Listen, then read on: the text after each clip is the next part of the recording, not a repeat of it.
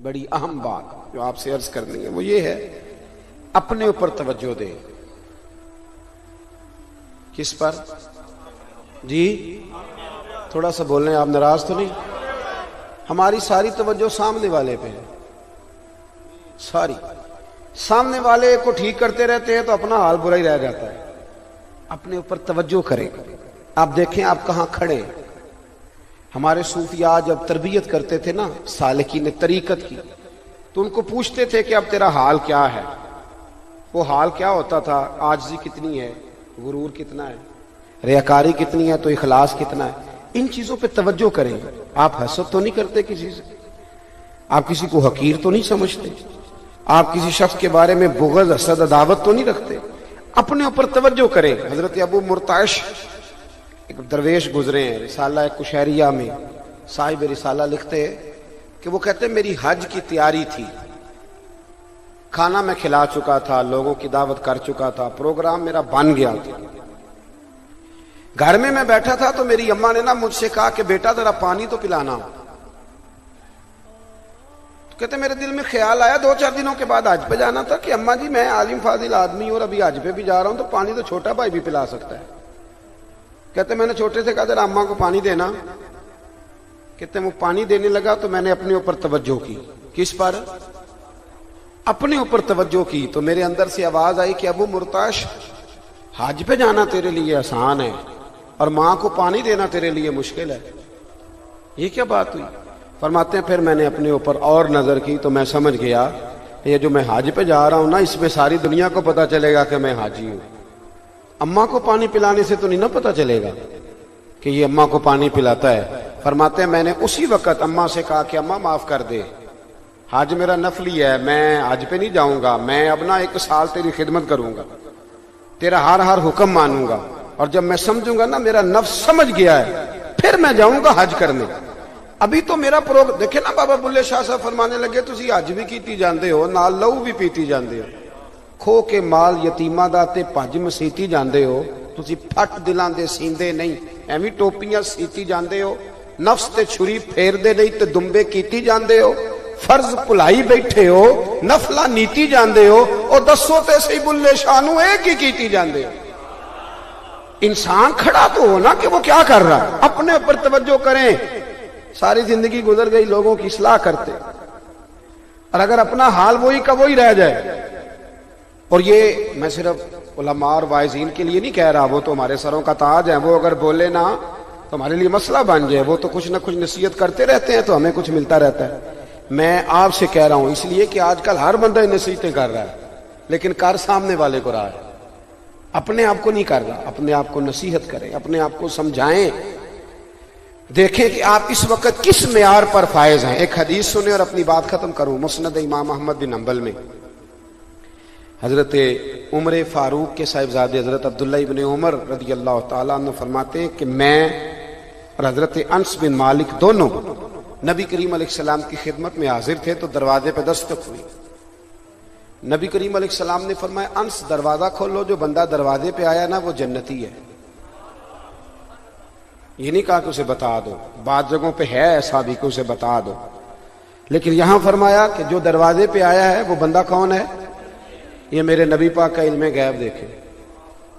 علم غیب رسول کے منکر اس حقیقت کو بھول جاتے ہیں۔ وہ غیب مانا کہ راز ہے، لیکن راز اپنوں سے کب چھپاتے ہیں، راز اپنوں سے کب چھپاتے ہیں۔ تو وہ جنتی ہے بندہ جو دروازے پہ آیا۔ حضرت انس بن مالک فرماتے میں نے دروازہ کھولا تو بندہ بڑا عجیب سادہ سا بندہ، تازہ اس نے وضو کیا تو پانی کے قطرے داڑھی سے گر رہے ہیں، اور جوتے اس نے نا دونوں بغل میں دبائے ہوئے کٹھے جوڑ کے آ کے بیٹھ گیا۔ آپ کو بات پوچھنی تھی پوچھی اور وہ چلا گیا۔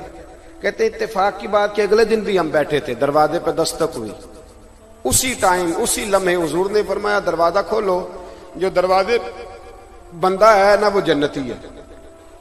آپ فرمانے لگے کہ میں دروازہ کھولا تو اتفاق کی بات وہی بندہ تھا جو کل آیا تھا۔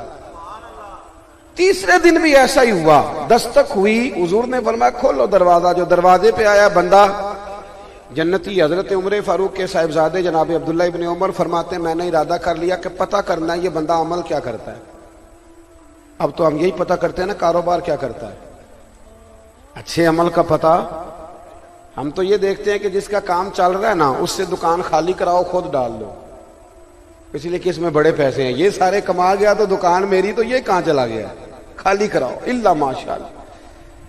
صحابہ یہ دیکھتے تھے کہ عمل کا پتہ کرو، عمل خیر والا کیا ہے۔ حضرت عمر فاروق کے وصال کے بعد حضرت عثمان غنی نے ان کی ایک بیوہ سے نکاح کیا،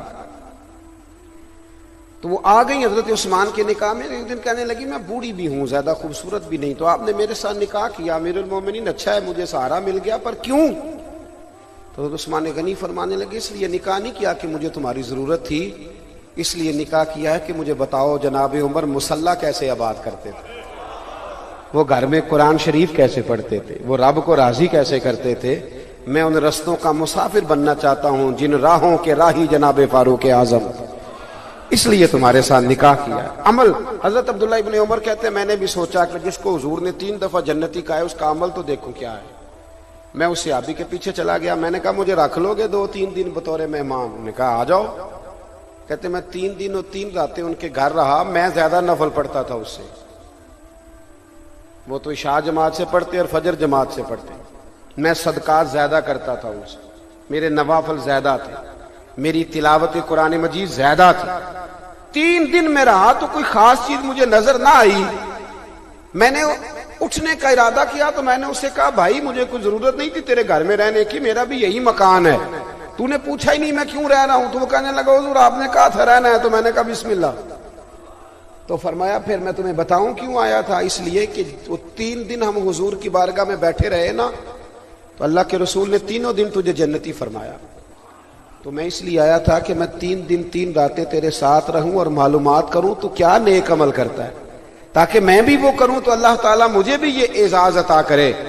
تو حضرت عبداللہ ابن عمر کہتے ہیں وہ صحابی کہنے لگے میں کچھ بھی نہیں کرتا، روٹین کی عبادت کرتا ہوں، پر حضور ایک بات ہے، جب بھی میں اپنے دل پہ توجہ کرتا ہوں نا، اللہ کے فضل سے نہ کسی کے لیے بغض ہے، نہ کسی کے لیے کینہ ہے، نہ حسد ہے، نہ تکبر ہے۔ اللہ کے بندوں کو رب نے جس حال میں رکھا ہے نا، میں سب کو دیکھ کے راضی رہتا ہوں، میں خوش رہتا ہوں، مجھے لگتا ہے یہی میری نیکی میرے رب کو پسند آئی ہے اور اس کے رسول نے مجھے جنت کی بشارت عطا کر دی۔ بھائی ہمیں بھی چاہیے نا اپنے اوپر توجہ کریں اور روزمرہ کے معاملات کا جائزہ لیں۔ ایک خزانہ دولت کا ہوتا ہے، وہ ہمیں پتہ ہوتا ہے کہ بینک میں اب کتنے ہیں، اور جو ہم نے دراز میں رکھے ہوتے ہیں ان کا بھی ہمیں پتہ ہوتا ہے، اور یہ بھی پتہ ہوتا ہے کہ میں نے 100 والے کو علیحدہ سے ربڑ چڑھائی ہوئی ہے، 500 والے کو الگ سے، 1000 والے کو، سارا پتہ ہوتا ہے نا۔ تو نیکیوں کا بھی ہمیں پتہ ہوتا ہے کہ کون سی ایسی ہیں جو میں نے دکھا کے کی ہیں اور کون سی ایسی ہیں جن کو میں نے کسی کو دکھایا نہیں، اللہ کو اور مجھے پتہ ہے، پتہ ہوتا ہے نا ہمیں۔ تو اگر اس خزانے پہ روز توجہ کرتے ہو نا کہ اب کتنے بڑھ گئے، تو کتنے میرے پاس ہیں، تو آمدن کتنی، تو خرچ کتنا، تو راس کتنی، اسی طریقے سے نیکیوں پر بھی توجہ کرو، روحانی زندگی پر بھی توجہ کرو۔ یہ جو آپ کہتے ہیں نا میں پریشان رہتا ہوں، پریشان اس لیے رہتے ہیں کہ روح کو جب غذا نہیں نہ ملتی نیکی کی تو پھر روح پریشان ہو جاتی۔ روٹی تو روز ہم کھاتے ہیں بڑی شاندار، لیکن روح کو اللہ کے ذکر کی حاجت ہوتی ہے، ضرورت ہوتی ہے، جب وہ حاجت پوری نہیں ہوتی پھر روح پریشان ہوتی ہے۔ روحانی زندگی پر توجہ کریں، کہاں کہاں کر کے ہمارے اندر کمزوریاں ہیں، کون سی چیزیں ہیں جو ہمیں دن بدن اللہ اور اس کے رسول صلی اللہ علیہ وسلم کے قرب سے دور لے جا رہے ہیں، ان چیزوں کو ہٹا دیں اور اپنی تربیت پر توجہ کریں۔ دعا کرتا ہوں اللہ کے حضور جو میں کہہ سکا مالک اسے قبول فرما لے، اور جہاں ہم بھول گئے اللہ ہم سے درگزر فرمائے۔